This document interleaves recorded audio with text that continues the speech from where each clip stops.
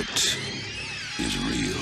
Everything is gonna be okay! If it doesn't scare you to death, it will find another way.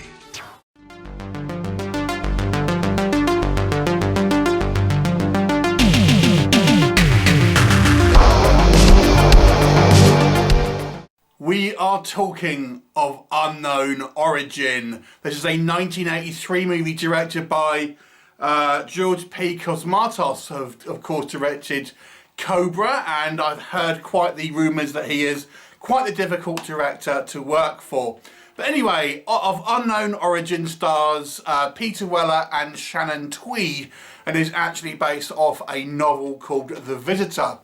Now, on its surface, it might seem like a creature feature, and it's essentially about a successful businessman who lives in a very nice building, very nice house, which he has kind of like modified and kind of is very house proud of. He's married to Shannon Tweed's character, and he works as a successful businessman, and for a short time he is menaced by a seemingly very malicious rat. At this time his wife and son happens to be away at the parents' house, and he ultimately becomes like a man versus beast kind of situation here.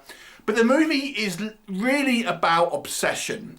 This movie, although it presents really as a kind of a creature feature, the actual subject of the movie is obsession. And they kind of reference Moby Dick, and in a way this is kind of like a Moby Dick kind of style story here. So that's the true kind of crux of it. So it comes across as a psychological thriller, really wrapped in a kind of creature feature horror.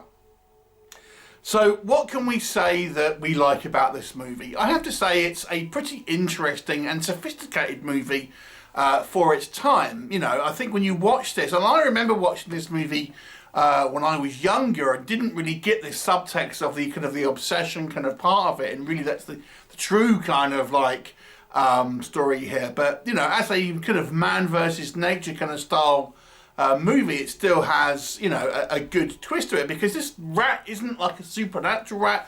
It's not a giant rat. I mean, arguably you could say it's kind of a you know, advanced for a rat maybe, but yeah, it causes problems, but it isn't necessarily a kind of supernatural or metaphysical kind of threat by any means.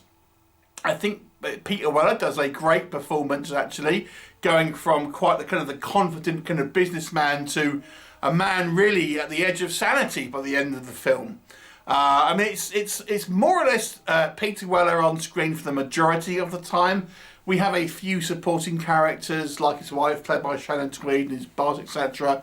They kind of come and go, but they're relatively kind of small parts. It's mostly, the movie's mostly kind of, you know, held up by Peter Weller's performance, and you know, he does a great performance, I have to say.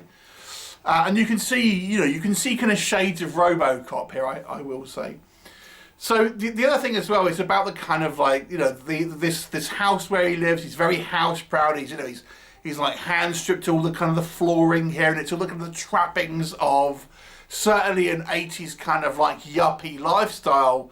But when it comes down to it, you know, that's some kind of window dressing as the movie just has this kind of this feral kind of creature really destroying this kind of guy's ego and everything that's around him and surrounds him, and all the kind of things he puts sort of value on and stuff like that. So the movie, I've got to say, is a pretty well written movie, and there's some kind of like you know, tense kind of scenes, and you almost feel like that Peter Weller's character is becoming a danger to himself, more so than the actual rat at some point. So I think the subtext here is all pretty good.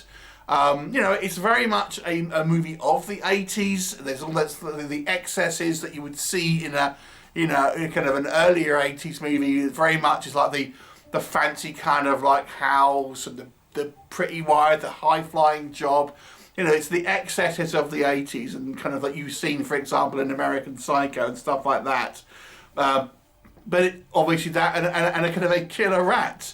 I mean, there's a fantastic sequence, for example, where the Weller character is just starting to kind of become obsessed with rats, and he ends up doing some research, and he ends up going on this massive kind of monologue about rats at this kind of dinner party, giving loads of kind of facts. And it's played so well because it's, you know, it's kind of educational, but at the same time he's kind of like creeping all the guests out with all these kind of quite kind of gruesome facts about rats and things like that. So that's the start of the kind of the unwinding of the kind of the sanity to a certain degree. So that was all pretty good. So overall, you know, it's an interesting kind of story from a psychological perspective, but you also have some kind of quite fun sequences with this rat attacking, you know, it manages to kill a cat, for example. So you understand this rat is, you know, becoming a problem. The only thing I would say that doesn't work with this movie for me, it does sometimes kind of come across as a live-action Tom and Jerry movie at times, with Peter Weller's character playing kind of like the cat, Jerry, or Tom actually, isn't it? So, yeah, I mean, it seems a little bit kind of far-fetched at times. The rat just seems, considering it's not meant to be some type of enhanced or supernatural or mutant rat, it's just a seemingly kind of everyday rat. It does seem to go a little bit kind of far-fetched at times. And also the physical, and obviously we've got to remember this is an early 80s movie, but the rat seems to constantly kind of change size. It's a mixture between kind of like practical puppets and, you know, footage of a kind of a real rat with kind of forced perspective and things like this. And I've got to say the effects haven't been, you know, they haven't kind of aged particularly kind of well, to be honest with you. And even, you know, if you try and look at it through the eyes of a movie that was made in this period of time, there's a big difference between kind of what you're seeing with the real rat and the kind of the puppet and things like that. It's kind of like, well, you know, this isn't the kind of the most realistic that it ever was of effects and things like that. I would have liked the movie to also have maybe gone maybe about 2 or 3 minutes after that where it finishes, because I think it would have an interesting sequence. I won't say what happens, but you know, it ends with a scene with Shannon Tweed's character and Peter Weller's character, and I would have liked to have seen what happens just after. I think it would have been an interesting couple of minutes of footage there. Overall, though, it's a pretty good creature feature, but more so a psychological kind of horror in many ways.